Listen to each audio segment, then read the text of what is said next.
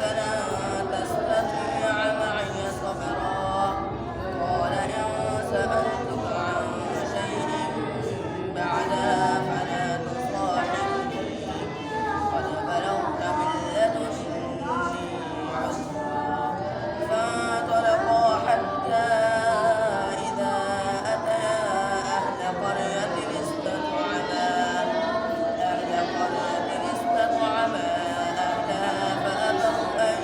يضيفوهما فوجدا فيها جدارا يريد أن ينقض فأقامه قال لو شئت لاتخذت عليه أجرا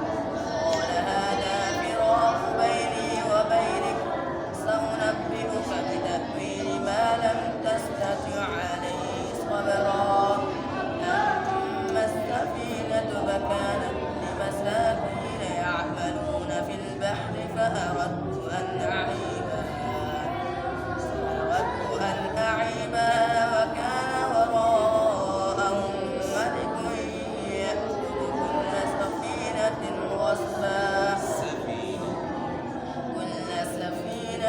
غصبا وأما الغلام فكان أبواه مؤمنين فخشينا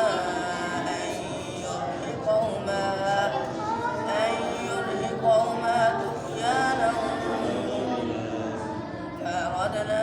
أن يبدلهما ربهما وكان تحته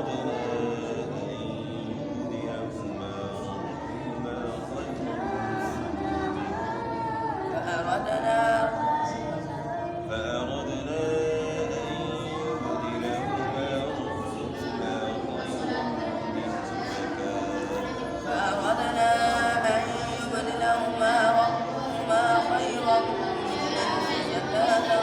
وأقرب رحما وأما الجدار فكان لغلامين يتيمين في المدينة وكان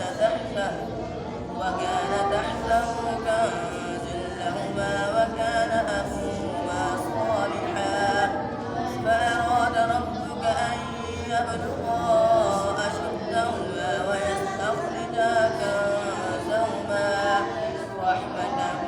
من ربك وما فعلته عن أمري ذلك تأويل